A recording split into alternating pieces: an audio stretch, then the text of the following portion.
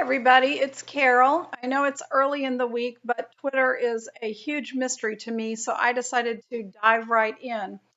About 8 years ago, my daughter went on a trip with our church, and our youth director, who was straight out of college, straight out of the ministry to become a youth director, set up a Twitter account so parents could follow the group's activities. And so at that time, I set up a Twitter account just so I could follow the kids' activities while they were in New York City and see the pictures. I never really got what that was. I followed it and then I let my account go dormant.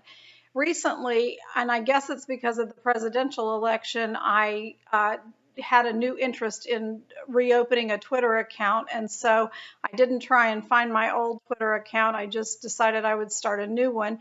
And I got to a certain point and then I stopped. And I know that I stopped because Twitter keeps emailing me and saying, oh, well, here, get back to basics, come back to us, try this or whatever. So obviously I'm not there, but I just decided that I wasn't sure I wanted a whole bunch of notifications, even though I'm already getting those. I get emails daily about so-and-so tweeted this and so-and-so tweeted that. So I guess I should start it up again, but I am still procrastinating with my half-done Twitter account. The whole idea of EdChat and Twitter for teachers particularly was brand new to me. I didn't know anything about it. I didn't know that the whole forum was out there. I think I remember that Dr. Langhorst had mentioned that he did his doctoral dissertation on Twitter, if I recall correctly. And so I know he has a lot to tell us about that, and I'll be really anxious to hear what you have to say, Dr. Langhorst. But this was like just a whole mystery to me. I didn't know any of that was out there.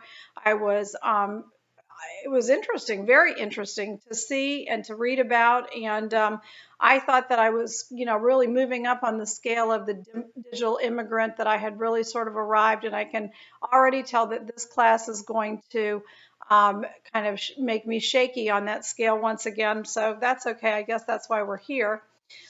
So really the only question that I can answer in this forum this week is what are my general comments about using Twitter in a general way for education? And I really think that it's a great idea, although it's very daunting to me. I read all three articles because as I said, I was quite interested. One thing that struck me from the article by Carolyn Foote, which was Idea Watch, the Twitter EdChat, a global tool, a local focus, was it mentions the anonymity of Twitter and like all social media.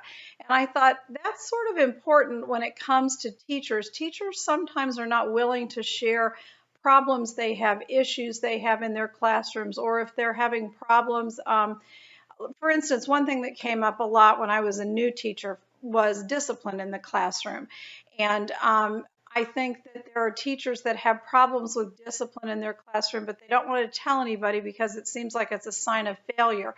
And so it's a good way, it seems, to kind of present that idea and maybe get help from somebody also in an anonymous way without having to put yourself out there and admit a failure. And so that would be a good way to use Twitter. I understand that the EdChats have a particular topic for the night, but I think that it sounds like they kind of go all over the place a little bit anyway. I also think that it sounds as though you sort of get matched up like Match.com with somebody who would have a similar interest as you if you put your tweet out there. So that also provides some support, which I think is great too.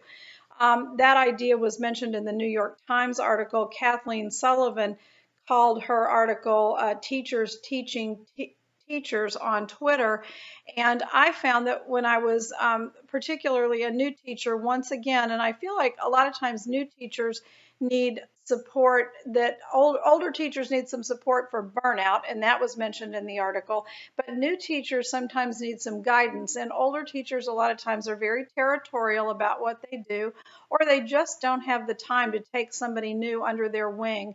And so I feel like this could be an opportunity for people to give support to one another, and it's timely. It's got 140 characters, so you give your information quickly and you move on. And I think that that's really a great way for teachers to help other teachers, not only with good content area ideas like the English chats that they had and the social studies chats that they had, but there was even a new teacher chat where they could share frustrations and ideas and ways to do things, and I think that was really great. But I just think that it just kind of gives another layer of support. They talked about professional development, and I could see where even just getting an hour of professional development using this forum would be a really great way to do it. Just like online learning helps you to get extra hours doing it on your time in your own home in your pajamas if you want to, then you could also get some professional development on a topic that's really pertinent to your content area as opposed to something that's just being offered that you take because it's there and available. So I thought that was really a great idea for teachers all the way around, and I guess you just have to get used to it.